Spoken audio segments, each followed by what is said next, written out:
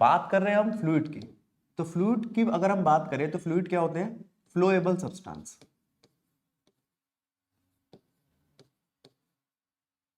अच्छा, अगर मैं आपसे बात करूं हमारे पास जनरली फिजिकली दिखने के लिए क्या क्लासिफिकेशन है सब्सटेंस का, तो हमारे दिमाग में बात आती है सॉलिड, लिक्विड, गैस। क्या बात आती है? सॉलिड, लिक्विड और गैस, जिसमें से सॉलिड फ्लोएबल नहीं है लेकिन लिक्विड और गैस फ्लो कर सकते हैं। अब ये तो पता चल गया कि फ्लूइड क्या है। चैप्टर किसके बारे में पढ़ने वाले? लिक्विड के बारे में और गैस के बारे में। ठीक है, उसके बाद बारी आती है इसकी ब्रांचेस की। फ्लूइड कैसा हो सकता है? स्टैटिक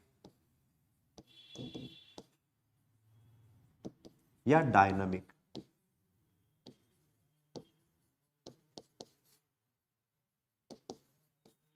स्टैटिक का मतलब है फ्लूइड एट रेस्ट,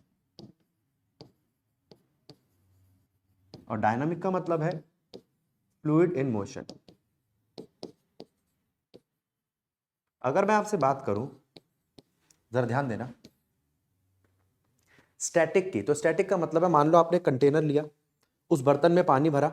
अब वो जो पानी है वो क्या क्या प्रॉपर्टीज शो करेगा? जैसे सबसे पहली बात तो वो प्रेशर लगाएगा, वॉल्स पे प्रेशर लगाएगा, ठीक है, और एक दूसरे के मॉलिक्यूल्स पे प्रेशर लगाएगा, उन दोनों मॉलिक्यूल्स के बीच में अट्रैक्शन रिपल्शन होगी, वो सारी बातें, वो एक सरफेस क्रिएट करेगा। लेकिन ये बात होगी किसकी?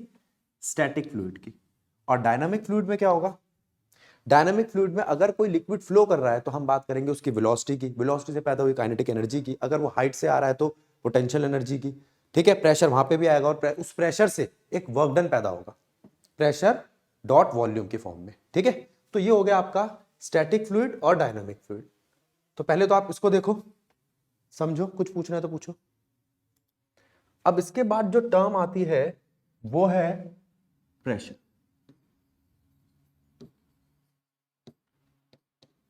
प्रेशर,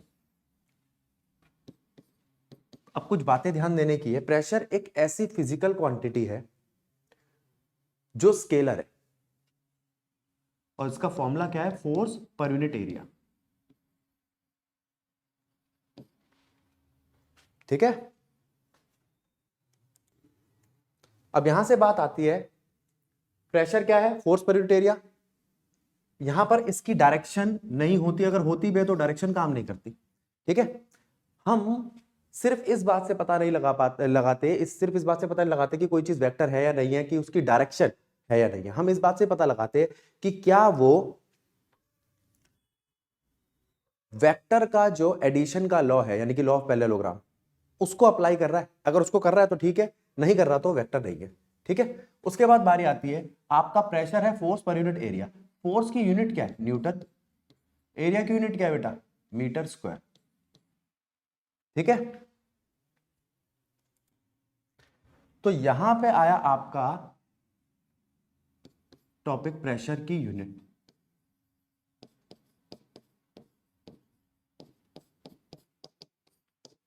पहली यूनिट क्या है बेटा आपकी, जो इस फॉर्मूले से आई है? फोर्स पर यूनिट एरिया, यानी कि न्यूटन पर मीटर स्क्वायर। अब न्यूटन पर मीटर स्क्वायर को आप पास्कल भी कह सकते हो, ये इसकी एसआई यूनिट है, ठीक। जरा ध्यान दो, प्रेशर की यूनिट है न्यूटन पर मीटर स्क्वायर। न्यूटन किसकी है? फोर्स की। मीटर स्क्वायर किसकी? एरिया की। और ये बन गई आपकी यूनिट पास्कल, ठीक है। और कौन सी यूनिट आती है इसकी? एटमॉस्फेयर। इसका मतलब अभी इस चैप्टर में हम बात करेंगे एक और प्रेशर की, जिसे हम बोलते हैं एटमॉस्फेरिक प्रेशर। एक आती है यूनिट इसकी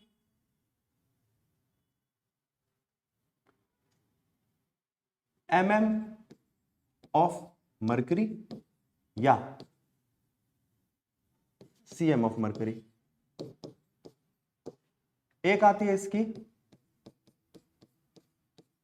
टोरिसिली, टोर, ठीक है। अच्छा, साइंटिस्ट के नाम पे हो तो स्मॉल लेटर से दिखाओ, ठीक है। और और आती है बार, और इनके बीच में एक रिलेशन भी है, 1 atmosphere is equals to 0.987 bar is equals to 76 centimetre of mercury is equals to 760 mm of mercury is equals to 760 torricelli is equals to 1 2 3 4 5 कोई बची है पास्कल 1.013 इंटू 10 की पावर 5 पास्कल। अब ये तो हमने बात कर ली, इसके बाद बारी आती है पास्कल लॉ की। ठीक है, पास्कल का लॉ कहता क्या है, इसी प्रेशर को समझाता है पास्कल का लॉ, पास्कल्स लॉ। एक तो ये स्टैटिक फ्लूइड पे लगता है या हाइड्रोस्टैटिक पे, स्टैटिक फ्लूइड पे लगता है पास्कल का लॉ। दूसरा ये प्रेशर की बात करता है कि किस तरीके से प्रेशर लगाता है लिक्विड वॉल्स पे, ठीक है, या दो मॉलिक्यूल्स के बीच पे, उसकी बात करेंगे हम। तो पास्कल्स लॉ में हम स्टैटिक फ्लूइड की बात करेंगे और प्रेशर की बात करेंगे। तो किस तरीके से फॉर्मूला उठाया पास्कल ने इसका, वो देखो। हम जानते हैं प्रेशर का फॉर्मूला होता है फोर्स पर यूनिट एरिया, ठीक है, और फोर्स का एक फॉर्मूला है आपका मास इनटू एक्सेलरेशन, और अगर वो एक्सेलरेशन ग्रेविटी की वजह से हो तो वो बन जाता है mass into acceleration due to gravity. फिर हम जानते हैं मास होता है आपका वॉल्यूम इनटू डेंसिटी, ठीक, तो प्रेशर का फॉर्मूला बनता है volume into density into g divided by A. अब बारी आती है वॉल्यूम को खोलने की। क्या वॉल्यूम को हम लिख सकते हैं area into length into density into g divided by area. अब एरिया से एरिया काट दो तो प्रेशर बनेगा length into density into g. अब अगर ये लेंथ वर्टिकल हो तो वर्टिकल कॉलम को या वर्टिकल लेंथ को हम कह देते हैं हाइट, और प्रेशर का फॉर्मूला बन जाता है एच रो जी। तो ये तो पहला फॉर्मूला आया पास्कल लॉ का। लेकिन पास्कल लॉ की स्टेटमेंट क्या है, जरा मैं आपको पढ़ के सुनाता हूं, जरा ध्यान दो। क्या कहता है पास्कल लॉ, देखो एक हेल्प बुक है उसमें से पढ़ के सुना रहा हूं, जरा ध्यान देंगे। Pascal law, this law tell us how pressure can transmitted in a fluid. Pressure कैसे ट्रांसमिट होता है किसी फ्लूइड में, इस बात को समझाने वाला लॉ कौन सा, हमारा पास्कल लॉ। ठीक है, it can be stated in a number of equivalent ways. इसको हम कई तरीकों से समझा सकते हैं, कौन कौन से तरीके हैं वो देखते हैं। पहला तरीका, the pressure exerted at any point on an enclosed liquid is transmitted equally in all direction। अगर मैं किसी enclosed liquid की बात करूं, किसी लिक्विड कॉलम की बात करूं, जो प्रेशर एक्सर्ट होगा वो सब जगहों पे बराबर लगेगा, ठीक है, सब जगहों पे बराबर लगेगा। तो हमने उसके लिए एक तो 2-4 प्रैक्टिकल डेमोन्स्ट्रेशन देखेंगे और एक इस केस को देखा। अगर मान लो मैं एक बॉल लेता हूं, ठीक है, उस बॉल में, ये रबड़ बॉल है, उस बॉल में इंजेक्शन से भर देता हूं लिक्विड।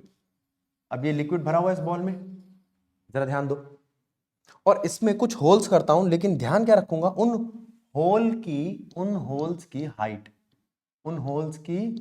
हाइट सेम है, ऊंचाई सेम है, और उसके बाद मैं इस पे प्रेशर मारता हूं, जैसे उंगली से दबा दिया इसको। अगर मैं इसको फिंगर से प्रेस करूंगा तो हुआ क्या, यहां पर इन होल से लिक्विड निकलने लग गया। कैसा, एक जैसा। तो यहां पर सिर्फ क्या चीज सेम थी, हाइट, ठीक है, और मैंने क्या देखा कि प्रेशर इक्वली एक्सर्ट किया इस अंदर भरे हुए फ्लूइड ने।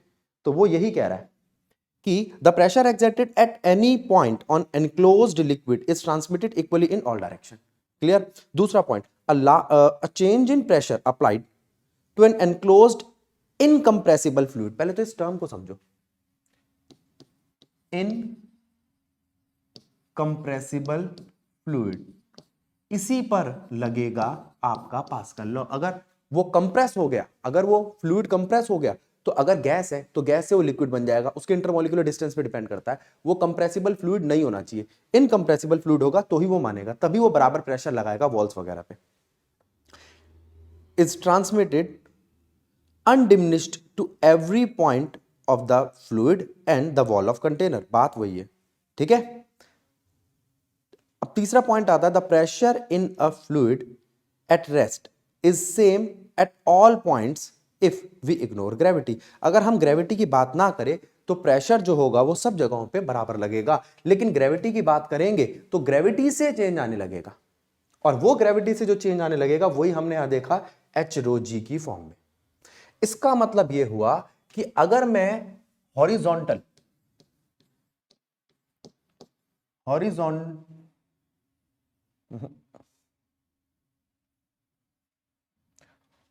हॉरिजॉन्टली की बात करूं और वहां पर इस तरीके से एक वेसल लूं और उसके अंदर लिक्विड भर दूं, ठीक है।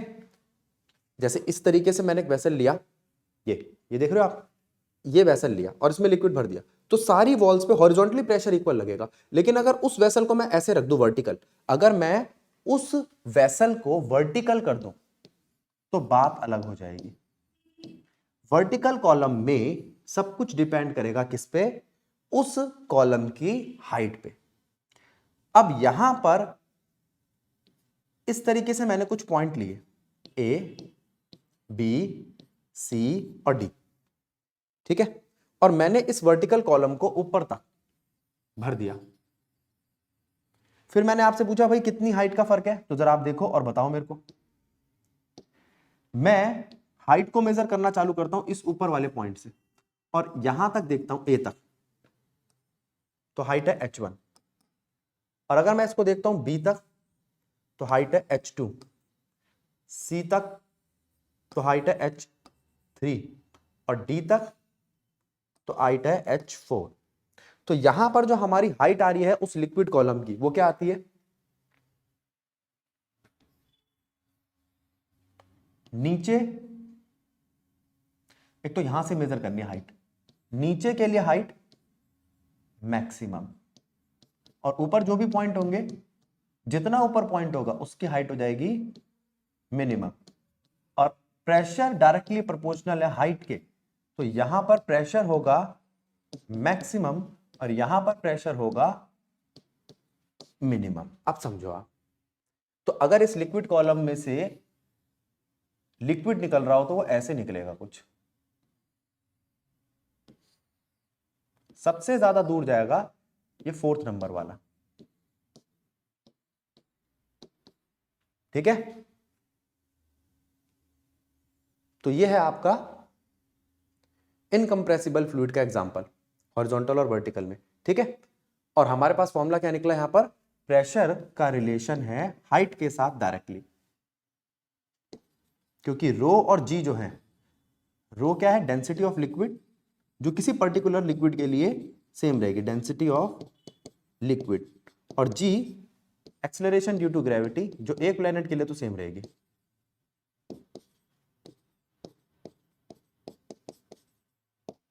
आप समझो, यहां तक बात समझो, फिर आगे बढ़ते हैं।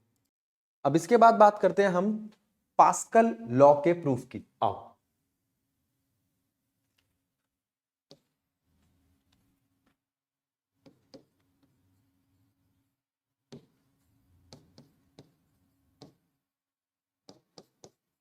अब पास्कल लॉ को हम प्रूफ करने के लिए एक कंटेनर लेते हैं, ठीक है, एक वेसल लेते हैं जिसके अंदर लिक्विड भर देते हैं। अब उसके अंदर एक ऑब्जेक्ट रखते हैं इस तरीके का, ठीक है, एक ट्रायंगुलर शेप का ऑब्जेक्ट रख लिया। अब आप यहां देखोगे एक ये सरफेस है, एक ये सरफेस है और एक नीचे वाली सरफेस है। अब ये जो ये वाली सरफेस है, इस सरफेस पे यहां से, इस सरफेस पे यहां से और इस सरफेस पे नीचे से प्रेशर लग रहा है। तो मुझे ये बताना है कि जो इस पे प्रेशर लग रहा है वो इक्वल है P1 P2 P3। तो हमने क्या किया कि इस सरफेस का एक एरिया लिया, इस सरफेस का एरिया लिया और नीचे वाली सरफेस का एरिया लिया और इन पे लगने वाली फोर्सेस को लिया। देखो किस तरीके से, यहां पर एरिया है आपका A1 और यहां पर एरिया है आपका A2 और यहां पर एरिया है आपका A3, ठीक है। अच्छा, अब एरिया तो आप जानते हो कि ये पूरा का पूरा एरिया होता है, एरिया की कोई डायरेक्शन होती है? हाँ, इस बात को समझो, अगर मान लो ये एक सरफेस है तो इस सरफेस का एरिया क्या होगा? x multiplied by y। तो इसका एरिया निकला x मल्टीप्लाइड बाय y, लेकिन असलियत में जो एरिया होता है वो एक वेक्टर क्वांटिटी है, वो s x क्रॉस y होता है। अगर आप उसको लिखोगे तो आएगा x y और एक नॉर्मल वेक्टर, वो एरिया का नॉर्मल वेक्टर ये है जो x और y से नॉर्मल है, और आप जानते हो x और y से नॉर्मल क्या होता है? z। तो यहां पर अगर इसका एरिया आएगा तो वो z डायरेक्शन में आएगा, तो वो कहता है ये जो ये आपके दिख रहे हैं ना, ये इसके नॉर्मल वेक्टर है, इसका मतलब मैं वेक्टर को रिजॉल्व कर सकता हूं। हाँ कर सकते हैं, तो मैंने यहां पर a को रिजॉल्व कर लिया। अगर मैं थीटा यहां लेता हूं तो ये टूटेगा इस तरीके से, a1 cos थीटा और ये a1 sin थीटा, ये रिजॉल्व किया मैंने। अब जरा ध्यान दो, मैंने a को रिजॉल्व किया, a को रिजॉल्व करने से मेरे पास इक्विलिब्रियम के लिए कुछ इक्वेशन आ गई। एट इक्विलिब्रियम क्या मैं ये कह सकता हूं कि A2 इक्वल है A1 के cos थीटा के और A3 इक्वल है A1 के sin थीटा के, और इन दो बातों को पकड़ के रखो, इसे इक्वेशन 1 और 2 बना लो। इसी तरीके से मैं फोर्स को रिजॉल्व कर रहा हूं, फिर वही सिस्टम, यहां F1 फोर्स, उसको रिजॉल्व किया, F1 का अगर थीटा यहां हो तो नीचे cos थीटा और इधर sin थीटा। sin थीटा के सामने क्या आ रहा है? F2 और cos थीटा के सामने क्या आ रहा है? F3। तो F2 is equals to F1 का sin थीटा। देखो वहां पर क्या आया था? A2 is equals to A1 का sin थीटा। देखो यहां उल्टा लिख दिया मैंने,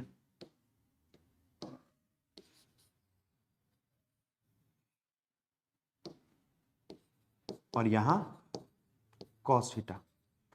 A3 is equals to A1 का cos थीटा। उसी तरीके से यहां पर करा, F2 is equals to F1 का sin थीटा और F3 is equals to F1 का cos थीटा। मैं दिखाता हूं आपको कैसे। ये F2 है, ये A1 का sin थीटा है, ये F3 है और ये A1 का cos थीटा है, ठीक है। इसलिए ये इक्वेट कर रहे हैं इक्विलिब्रियम पर, या यूं कहो आप इस तरीके से कह सकते हो कि ये दोनों एक दूसरे को काट रहे हैं और इक्वल होंगे तो काटने पर क्या आएगी? वैल्यू 0। इस तरीके से दिखा लो, बात एक ही है।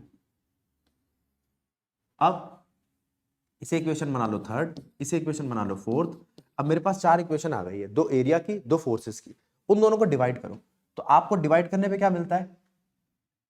F2 divided by A2। अब F2 क्या है? F1 sine theta. A2 क्या है? A1 sine theta. नहीं तो आप चेक कर लो, पीछे मैं दिखाता हूं स्क्रीन, A1 साइन थीटा है A2। और इसी तरीके से F3 बाय A3 क्या आएगा आपका? F1 cos थीटा और A1 साइन थीटा। इन दोनों को डिवाइड किया तो डिवाइड करने पे ये तो कट गया, और यहां से वैल्यू आई आपकी F2 by A2 is equals to F1 by A1, और यहां से आई F3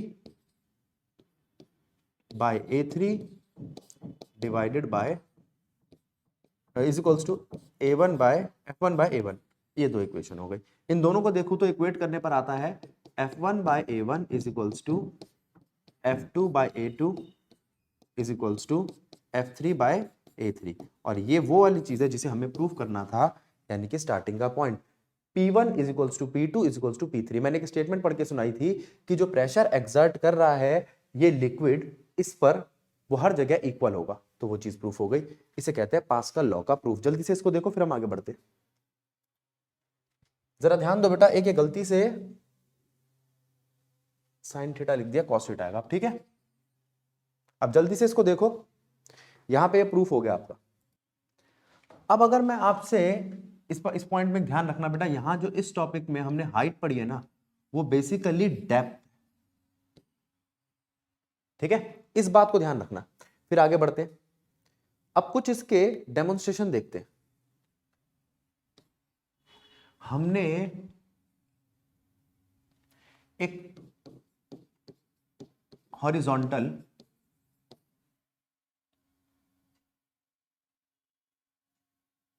वेसल लिया जिसमें अलग अलग एरिया ऑफ क्रॉस सेक्शन है। देखो पहले तो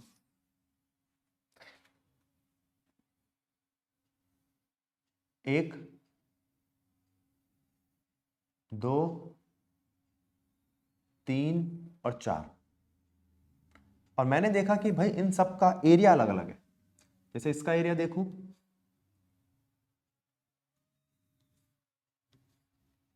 इसका एरिया देखूं, इसका एरिया देखूं और इसका एरिया देखूं, तो मैंने कहा इसका एरिया जो है वो है A1, इसको बोल दे A1, सबसे छोटा यही है, उससे बड़े वाले को A2, उससे बड़े वाले को A3 और सबसे बड़े वाले को A4। ये नाम दिए मैंने इनको, जरा ध्यान देना, ठीक है। एरिया ऑफ क्रॉस सेक्शन सबके अलग है। फोर्सेस क्या है, यहां पर जो फोर्स लग रही है वो क्या, F1, यहां पर फोर्स जो लग रही है वो F2, यहां पर जो फोर्स लग रही है वो F3 और यहां पर जो फोर्स लग रही है वो F4। अब ध्यान दो, ठीक है। अब आपने कहा भैया क्या फोर्सेस अलग अलग है, एरिया अलग अलग है, अभी तो आप कह रहे तो प्रेशर सेम है, हम अब भी यही कह रहे प्रेशर सेम है। यहां पर प्रेशर आएगा P1 is equals to P2 is equals to P3 is equals to P4। तो यहां पर फॉर्मूला बनेगा F1 by A1 is equals to F2 by A2 is equals to F3 by A3 is equals to F4 by A4, और ये हम ध्यान रखेंगे, ठीक। अब मैं आपसे कह रहा हूं ये जो आपने F1 by A1, F2 by A2, F3 by A3, F4 by A4 लिया, इसके अंदर ये ऑर्डर इसको देखने से पता चल रहा है। जरा आप इस फिगर को देखो और इस फिगर में देखो कि ये छोटा सा एरिया A1 सबसे छोटा है, उससे बड़ा A2 है। चलो देखते हैं कहां है A2 बड़ा है, उससे बड़ा A3 है, A3 उससे बड़ा है और सबसे बड़ा A4 है। इसी तरीके से F1 छोटा होगा, F2 उससे बड़ा होगा, F3 उससे बड़ा होगा और F4 उससे बड़ा होगा। तो इससे हमें इनकी रेशियो मिल जाएगी। अगर मैं आपको कहूं कि ये है 1, ये डबल एरिया का है, तो यहां फोर्स भी डबल हो जाएगी। ये एरिया ट्रिपल है तो यहां फोर्स भी ट्रिपल हो जाएगी। तो इससे फायदा क्या हुआ, अब मैं इसका यूज कर सकता, तो वो है application of pascal law. Applications of pascal law. क्या एप्लीकेशन है पास्कल लॉ की, जरा ध्यान देंगे। मैंने आपसे कहा कि आप एक इस तरीके का पाइप बनाइए और उसको कनेक्ट कर दीजिए एक इस तरीके के एरिया ऑफ क्रॉस सेक्शन से। जरा ध्यान देना, बात को समझना। यहां पर एरिया बहुत छोटा है, मान लो ये A है, ये लो छोटा ही बना देता हूं इसको, और ये बहुत बड़ा एरिया है, ये है बड़ा A। तो यहां पे जो फोर्स लगेगी वो लगेगी F1 और यहां पे जो फोर्स लगेगी वो लगेगी F2। तो मैं आपको कह रहा हूं कि लेट कर लो, जो बड़ा वाला A है वो तकरीबन 1000 टाइम से छोटे A से 1000 गुना बड़ा है, तो फोर्स भी 1000 गुना बड़ी हो जाएगी। तो जो F2 होगा ना वो भी 1000 टाइम्स होगा F1 के। तो मैं यहां पर अगर मान लो ये मैंने एक हैंडल बना लिया और यहां पर मैं अगर 10 न्यूटन की फोर्स लगाऊंगा या 100 न्यूटन की फोर्स लगाऊंगा, तो यहां पर वो 1000 गुना बड़ी होकर किसी चीज को लिफ्ट करने का काम आएगी, जैसे किसी गाड़ी को लिफ्ट करने का काम आएगी, ठीक है। और वो 100 का 1000, ये लो 100,000 यानी कि तकरीबन 1 लाख न्यूटन बन जाएगा और वो उस चीज को लिफ्ट कर लेगा। तो वहां हल्की सी फोर्स लगाए और यहां भारी सी चीज उठ गई, ठीक है। तो इसे क्या कहते हैं हम? Hydraulic lift.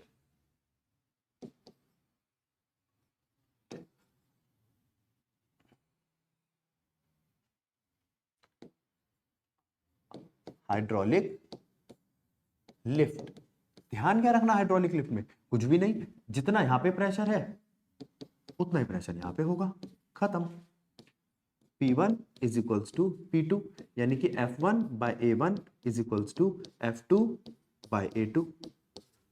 ठीक है, एक बात तो ये ध्यान रखनी है। दूसरा, जो वॉल्यूम है वो भी इक्वल होगा।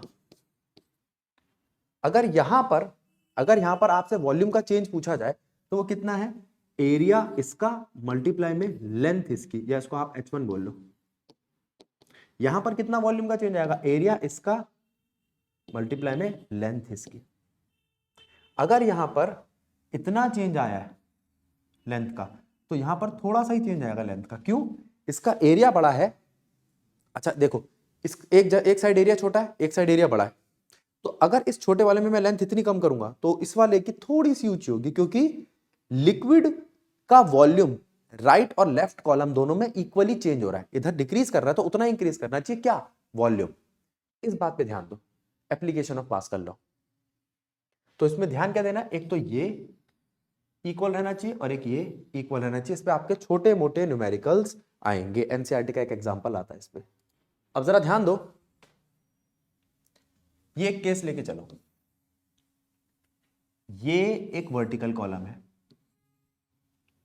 जिसका एरिया है 5 सेंटीमीटर। उसको मैंने कनेक्ट किया इस वर्टिकल कॉलम से जिसका एरिया है 1 मीटर। दिखाई दे रहा, उससे तकरीबन 20 गुना ज्यादा बड़ा है।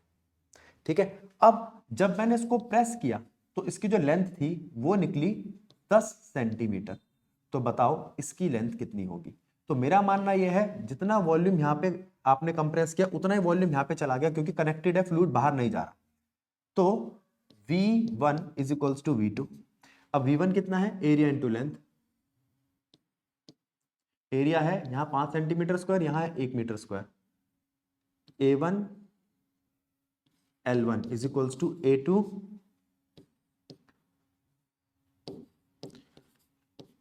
चल जा A2 L2।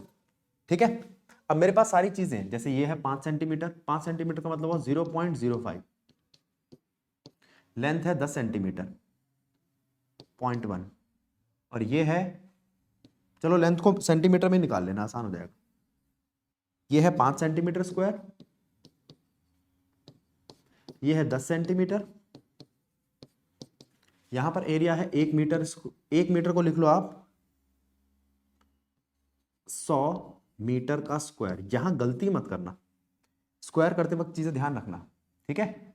और यहां कर लो लेंथ आप L2। तो ये आया आपका 5 मल्टीप्लाइड बाय 10 सेंटीमीटर का क्यूब डिवाइडेड बाय 100 का स्क्वायर, और सेंटीमीटर में कन्वर्ट नहीं किया इसको।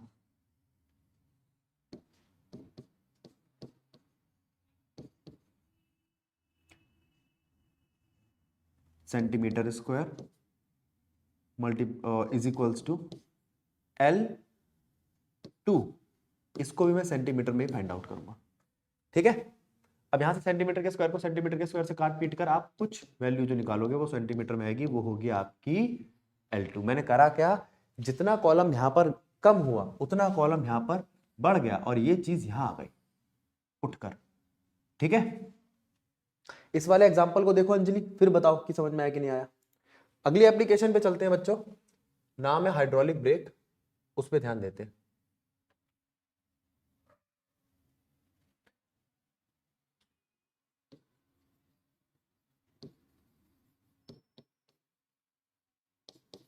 हाइड्रोलिक ब्रेक्स में क्या करते हैं हम सबसे पहले लेते हैं एक रिम, इनर पार्ट है ये आपके ब्रेक का, ठीक है, टायर का रिम है। उस टायर के रिम पे, अंदर वाले हिस्से पे, यहां पर इस तरीके से ब्रेक शू लगा रखे हमने। ये ब्रेक शू है, ठीक है, यहां पर इस तरीके से कट बना लेना। ये इतना छोटा रबड़ बनेगा नहीं, चलो कोई नहीं, देखो ऐसे, ये इस तरीके से खुलेगा, इसलिए यहां पे गैप दिया है। उसके बाद यहां पे एक स्प्रिंग लगा है जो इसको रीस्टोर कराएगा वापस अपनी पोजीशन पे। अब एक बात बताओ, एक ब्रेक लग गई तो वहीं रुक जाएगी? नहीं, उसे वापस लाना है। उसे वापस लाने के लिए क्या चाहिए? ये रीस्टोर कराने के लिए हमें चाहिए स्प्रिंग। और उसके बाद बारी आती है इस पाइप की।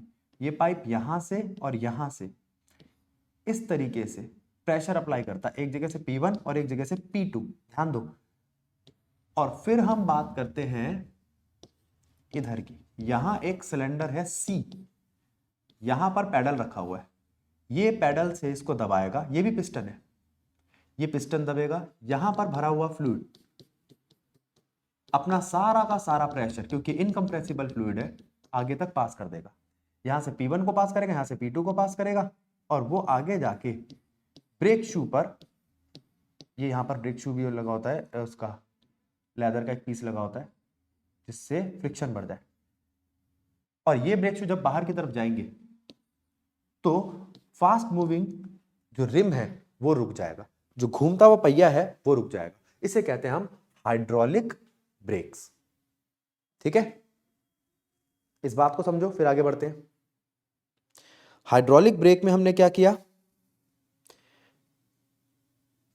इसके अंदर एक मास्टर सिलेंडर से हमने ये प्रेशर अप्लाई किया और वो एक पे गया। अब इसकी एक खासियत है, ये एक टायर है, एक और आगे जाके दूसरा टायर होगा, सब टायर में बराबर का प्रेशर अप्लाई करेगा। इससे क्या होगा, जो ब्रेक लगेगी उसका सिस्टम बड़ा अच्छा होगा। चारों पे, जैसे 4 टायर है तो चारों टायरों पे, 2 टायर पे चाहो तो आप 2 टायर पे बराबर का ब्रेक लगेगा। ठीक है, तो ये हुआ आपका हाइड्रोलिक ब्रेक।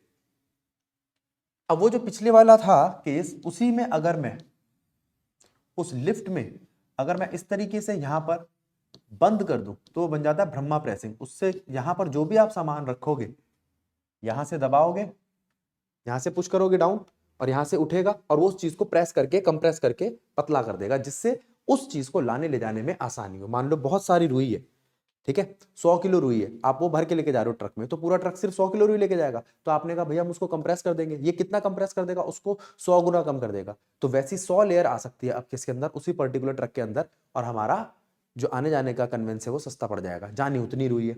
अच्छा, ठीक है, यहां तक देखो, फिर हम आगे चलते हैं।